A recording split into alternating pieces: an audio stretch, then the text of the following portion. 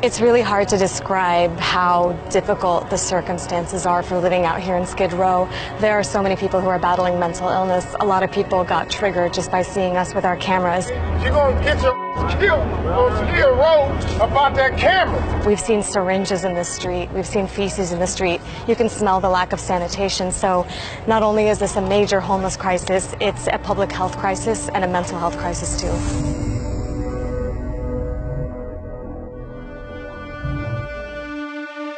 When you hear Los Angeles, you probably think movie stars, beaches, and endless shopping. What you don't hear, though, is that this is ground zero of America's homelessness crisis. I'm on Skid Row, which is the epicenter of it, and I'm about to tour these 50 square blocks where folks have hit rock bottom. LA's homeless population is exploding. The number of people living on the streets and in shelters has soared by 75% in the past 6 years. There are up to 60,000 homeless people in LA County on any given night. The largest concentration of them live here on Skid Row, a sprawling tent city in the heart of downtown LA. A UN official described living conditions here as shocking. Suzette Shaw has lived on Skid Row for 6 years. She used to live in the shelters, but now has a government-subsidized apartment.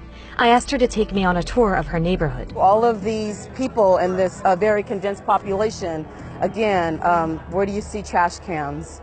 Where do you see water fountains? Where do you see food?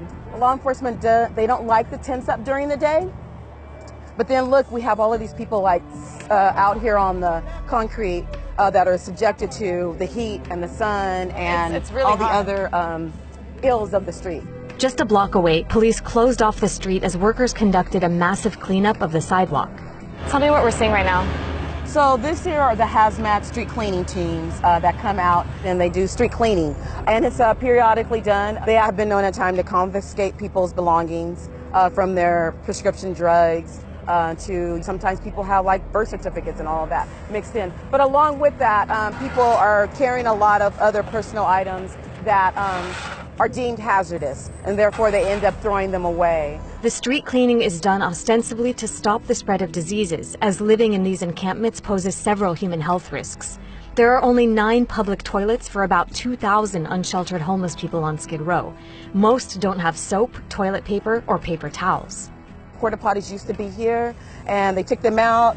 They've recently, installed a couple of more. But it's been a huge fight and pushback from the community in regards to the fact that there's no public toilets. Because where else people supposed to go to the Because bathroom? where else people supposed to go? The lack of sanitation largely contributed to a deadly hepatitis A outbreak that started in San Diego and spread to Los Angeles last September. On top of that, the streets are littered with needles that get reused, further increasing the risk of spreading diseases like HIV and hepatitis C.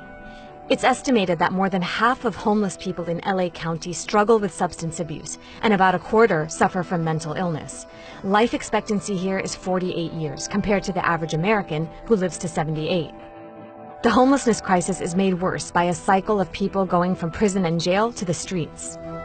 They don't qualify for food programs, housing, and so forth. And so then that puts them at the mercy of being on the streets. And once here, they face further criminalization from law enforcement.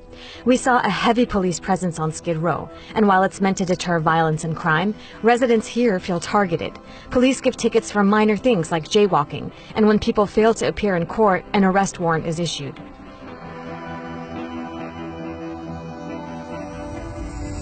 Oftentimes, former inmates with mental illness end up homeless without access to medical or psychiatric help. The death of 43-year-old Charlie Cunang, who was previously treated in a prison psychiatric hospital, brought this issue to national attention. You gotta step outside, man. We gotta figure out what's going on. Come on, brother. In 2015, Charlie was shot and killed by LAPD after a confrontation over a suspected robbery. The situation quickly escalates when officers force Charlie out of his tent and tase him. They take him to the ground, and that's when police say he reached for an officer's gun. He dropped my gun! He dropped my gun! He dropped my gun! Prosecutors said the officers acted in self-defense, and a police commission ruled that they were justified in the shooting. Suzette took me to the spot where Charlie was killed. Obviously, maybe we should have had a mental health team out here to maybe help the situation before then we chose to pull Charlie Cunang out of his tent, taser him, and then kill him.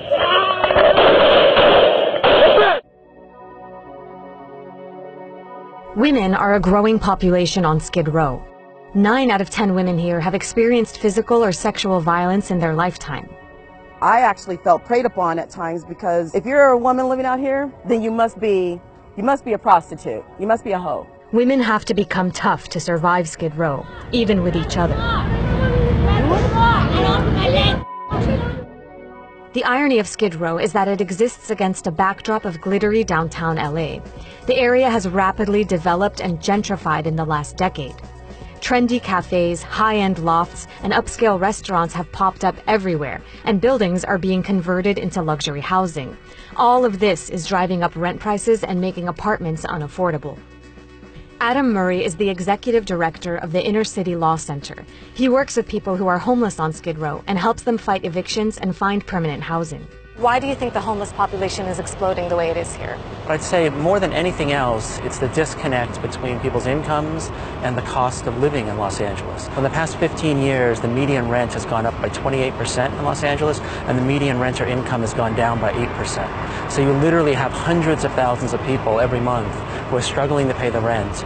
And then when you add in those other factors that are going on in their lives, there's just not a safety net to keep them from ending up on the streets. Is the city just not doing enough, in your opinion? The city's definitely not doing enough. The county's not doing enough. Individually, we're not doing enough. Communities aren't doing enough. In 2016, LA voters passed a ballot measure to provide $1.2 billion in funding for the construction of 10,000 affordable housing units over the next 10 years. But where to build them is now the problem. Part of the challenge is there's a lot of resistance, NIMBY resistance, not in my backyard resistance, to any new housing that goes in, especially affordable housing. That needs to change. The American homeless population increased last year for the first time since 2010.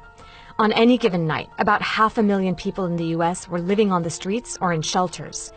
Meanwhile, President Trump and congressional Republicans want to cut spending on social safety net programs, including federal housing assistance. In his budget request, Trump included work requirements for people who receive public housing subsidies, food stamps, and Medicaid. He also proposed cuts to housing voucher programs that have helped people like Suzette find a stable place to live. Skid Row is an extreme case study example of homelessness in the U.S. and how, for now, the problem seems intractable. Most people here are chronically homeless, meaning they've been living as such for at least a year or repeatedly. What do you think is really misunderstood about a place like Skid Row?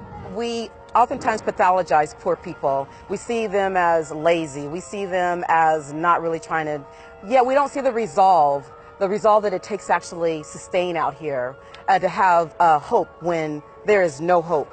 I've met women who are nurses, Stanford graduates, that come from families. I met people who are connected to celebrities living out here. And we lack the seeing that these people are actually human, that we're human, because I live here.